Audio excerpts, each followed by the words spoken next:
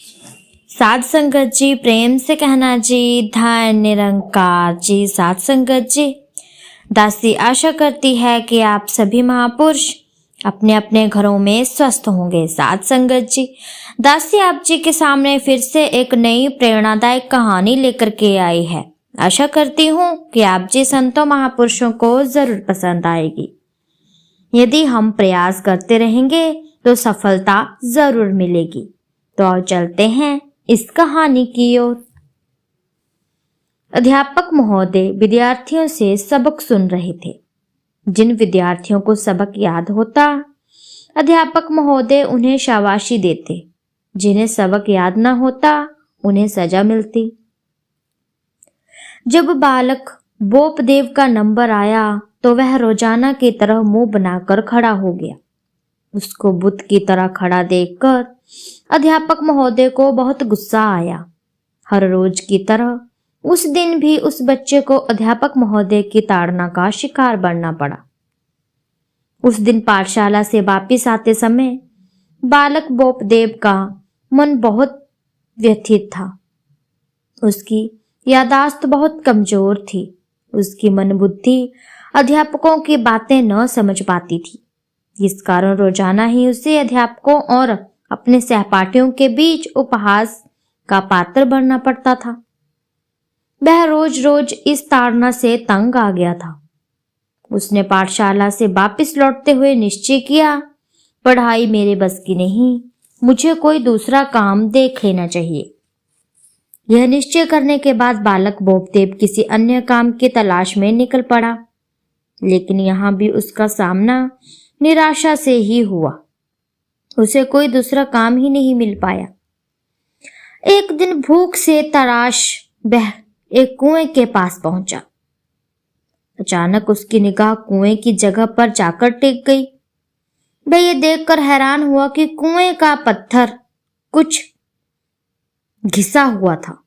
उसे घिसे हुए पत्थर को गौर से देखने के लिए वह जगत के पास आ गया।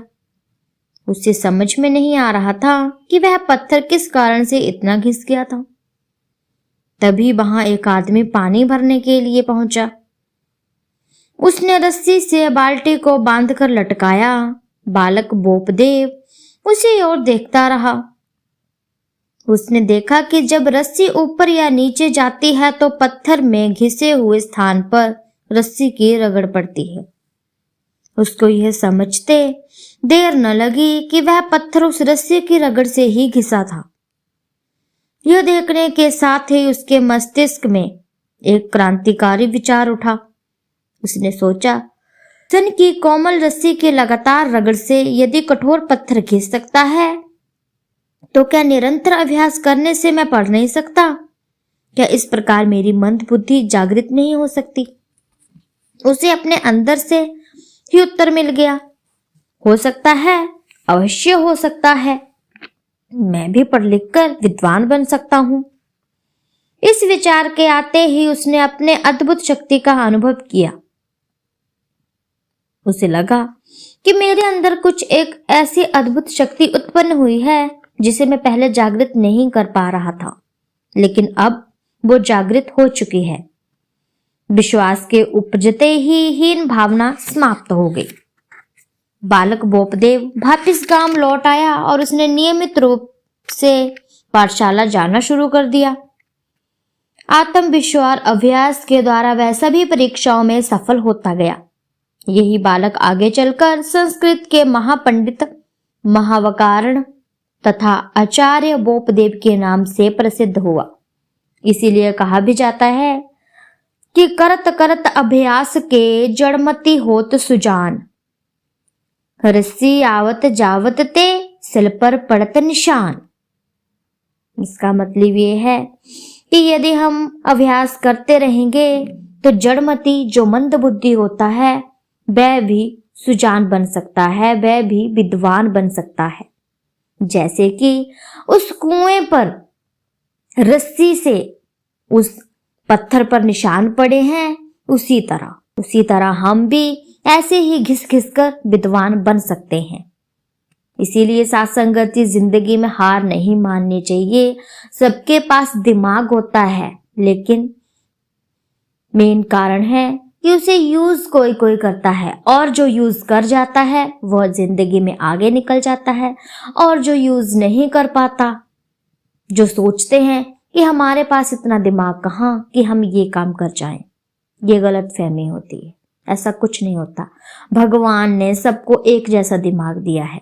अब यूज करने की शक्ति भी सबको एक जैसी ही दी है, लेकिन अब कोई यूज करता है और कोई नहीं करता, और जो नहीं करता है वह धक्के खाता है, इधर उधर भटकता फिरता है, और जो कर जाता है वो गाड़ियों में घूमता है, ऐशो आराम की जिंदगी जीता है।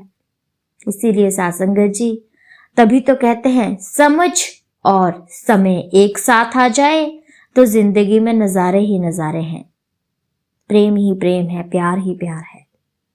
इसीलिए सासंगत जी, हमें भी सतगुरु माता जी की कृपा से समझ और समय दोनों एक समान आ जाएं, ताकि हम भी अपना जिंदगी संवार सकें। तो सासंगत जी, दासी की कहानी आप जी संतों महापुरुषों को अच्छी लगी हो तो चैनल को लाइक, शेयर, कमेंट और सब्सक्राइब जरूर कीजिएगा। ऐसी ही प्रेरणादायक कहानियां मैं आप जी के सामने लेकर के आती रहूंगी। तब तक के लिए धन्य निरंकार जी।